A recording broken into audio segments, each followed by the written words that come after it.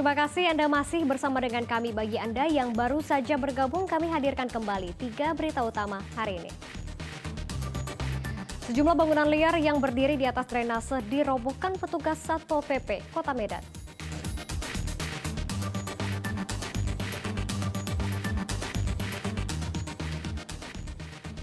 PT Pos Indonesia menargetkan dalam waktu 10 hari BLT BBM dapat tersalurkan kepada keluarga penerima manfaat di Sumatera Utara.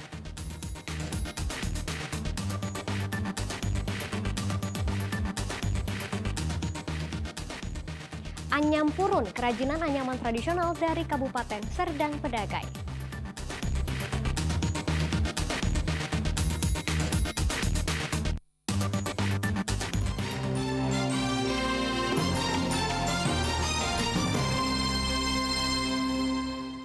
PT Pos Indonesia menargetkan dalam waktu 10 hari bantuan langsung tunai BLT dapat segera selesai tersalurkan.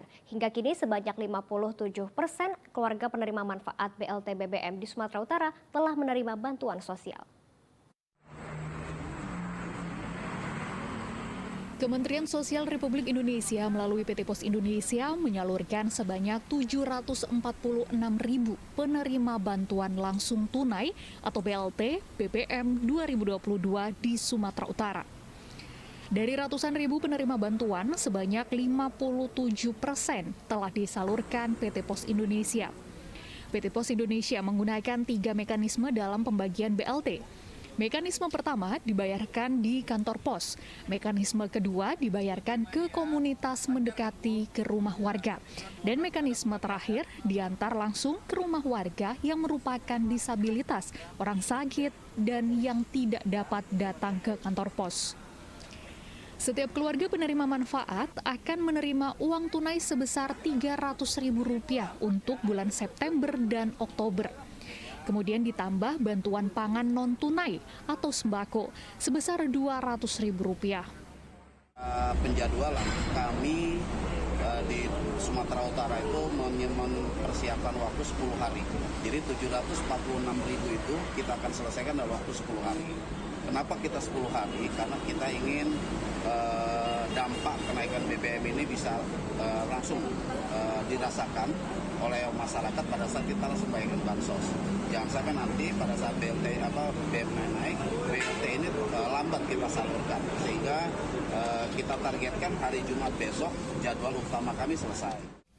Pembagian BLT BBM di Sumatera Utara ini ditargetkan akan selesai pada hari Jumat.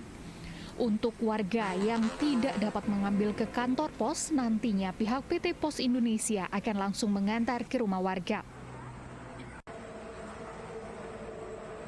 Muhammad Hamdani melaporkan dari Kota Medan.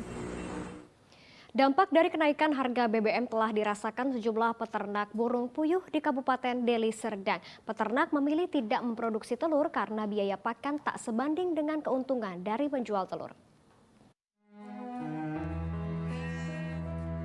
Inilah keseharian Ayu Lestari, ibu rumah tangga yang memiliki 3 orang anak. Selain mengurus keluarga, ia memiliki usaha peternakan burung puyuh di samping rumahnya di Jalan Pendidikan Desa Dalu, Kecamatan Tanjung Morawai, Kabupaten Deli Serdang. Beternak burung puyuh ini sudah ia tekuni sejak tahun 2015 lalu. Namun usahanya kini mengalami dampak dari kenaikan harga BBM yang ditetapkan pemerintah beberapa waktu lalu. Kenaikan harga BBM membuat usaha peternakan telur burung puyuh miliknya mengalami kerugian. Akibat naiknya harga pakan dan ongkos pengiriman barang ke konsumen. Sebelum harga BBM naik, telur burung puyuh yang ia pasarkan melalui media sosial masih banyak pembeli. Namun kini mengalami sepi pembeli karena adanya ongkos pengiriman ke konsumen. Akibatnya pembeli banyak yang mengurungkan niat untuk membeli telur puyuh. Untuk menekan angka kerugian akibat mahal pakan burung puyuh, Ayu Lestari saat ini lebih fokus menjual daging burung puyuh. Untuk per ekornya, daging burung puyuh dijual seharga Rp4.500. Dampaknya besar kali, Bang. Soalnya kan sekali naik sampai 10.000 kan, Bang. Terasa kali, Bang. Jadi semenjak ada kenaikan BBM ini, pelanggan-pelanggan kami berkurang. Yang biasanya bisa lumayan kami dapat nih mulai banyak lah. Apalagi macam kami ini kan pedagang online bang, mau kesana sini pakai minyak, belinya lagi. Sedangkan kadang pelanggan ini kalau udah dibilang kena ongkir ya pada mundur, nggak jadi beli gitu bang. Dirinya dan peternak burung puyuh lainnya berharap dapat menerima bantuan dari pengalihan subsidi BBM dari pemerintah untuk memulihkan usahanya. Muhammad Hamdani melaporkan dari Kabupaten Deli Serdang. Kita beralih ke informasi lainnya. Salah satu kerajinan anyaman tradisional dari Kabupaten Serdang Bedagai adalah purun. Tanaman rawa ini bisa menjadi kerajinan tangan yang bermanfaat seperti tikar, tas, hingga topi. Omsetnya pun menjanjikan. Tumbuh liar dekat rawa, purun menjadi tanaman yang bermanfaat di Desa Cinta Air, Kabupaten Serdang Bedagai. Di sini seorang perempuan berdarah Mandailing mengembangkan kerajinan dari purun. Rahmayati melihat tumbuhan ini memiliki potensi besar selain diolah menjadi tikar. Meski tak memiliki bakat seni yang tinggi, ia mencoba membuat purun menjadi berbagai seni anyam, mulai dari tas, topi, dan vas bunga. Tak mau sukses sendiri, Rahmayati juga mengajak perempuan-perempuan lain di desanya untuk mengembangkan usaha anyam purun. Terus saya punya ide, haruslah kita bina sumber daya manusia di desa ini untuk menambah perekonomian keluarga kan. Mana-mana yang dimana sumber daya manusianya itu kan ada yang pengangguran, itu saya bina dengan mengajar lah, siapa yang kepingin belajar silahkan datang ke rumah. Pembuatan anyam purun diawali dengan menjemur purun hingga kering lalu dibersihkan. Setelah itu purun digiling hingga pipih. Barulah purun dianyam berbagai bentuk. Suci Ramadhani, salah satu penganyam purun, mengaku kerajinan ini memiliki tingkat kesulitannya sendiri. Untuk membentuk pola topi itu tersendiri ada cara khususnya. Setiap untuk pembuatan topi berbeda, untuk membuat tas juga berbeda. Jadi tingkat kesulitannya itu tergantung produknya masing-masing. Untuk membuat satu produk anyam purun memakan waktu 2 hingga 4 hari. Harganya juga beragam, mulai dari puluhan ribu rupiah hingga ratusan ribu rupiah tergantung motif dan besarnya anyaman. Karena purun adalah tanaman tahan air, membuat kerajinan ini bisa bertahan lebih dari 5 tahun dan bisa dipakai berulang. Selain itu, produk ini juga ramah lingkungan. Muhammad Hamdani melaporkan dari Kabupaten Serdang Bedagai. Menghindari kerugian akibat biaya operasional sejumlah kapal wisata di Danau Toba menaikkan tarif penyeberangan. Sementara untuk tarif kapal feri belum ada kenaikan.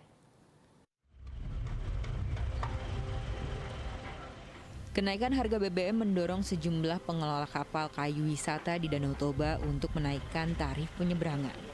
Tarif kapal rute Pelabuhan Simanindo Kabupaten Samosir menuju Pelabuhan Tiga Ras Kabupaten Simalungun naik Rp5.000 dari yang awalnya Rp10.000 kini menjadi Rp15.000 untuk sekali jalan. Harga BBM naik, ongkos pun kena ya. Terasa apa? Ya. Sepi penumpang juga ya? Iya, terasa. Kalau boleh tahu bang, ongkosnya berapa kian bang sebelum naik? 10.000. Setelah naik bang? 15. Sementara untuk tarif penyeberangan dengan kapal feri, pihak pengelola PT Pembangunan Prasarana Sumatera Utara masih memberlakukan tarif lama. Pihaknya masih menunggu hasil rapat evaluasi kenaikan tarif ongkos untuk menyesuaikan dampak naiknya harga BBM. Dengan kenaikan harga BBM ini, kita akan evaluasi dan kemungkinan besar kita akan menyesuaikan harga tiket dengan kenaikan BBM. Saat ini, ongkos penyeberangan untuk kendaraan golongan 4A atau mobil pribadi dikenakan tarif Rp120.000. Kendaraan golongan 4B atau mobil pick-up dan sejenisnya dikenakan tarif Rp150.000. Lalu kendaraan golongan 5A atau mobil penumpang dikenakan tarif Rp160.000 dan golongan 5B jenis truk dikenakan tarif Rp190.000. Meski tak ada kenaikan tarif, penumpang kapal feri terlihat sepi sejak harga BBM subsidi dinaikkan pemerintah 3 September lalu. Yan Asmara melaporkan dari Kabupaten Samosir. Dan informasi tadi mengakhiri berita Medan hari ini. Saya Janetty berterima kasih atas perhatian dan kebersamaan Anda. Selamat beraktivitas dan sampai jumpa.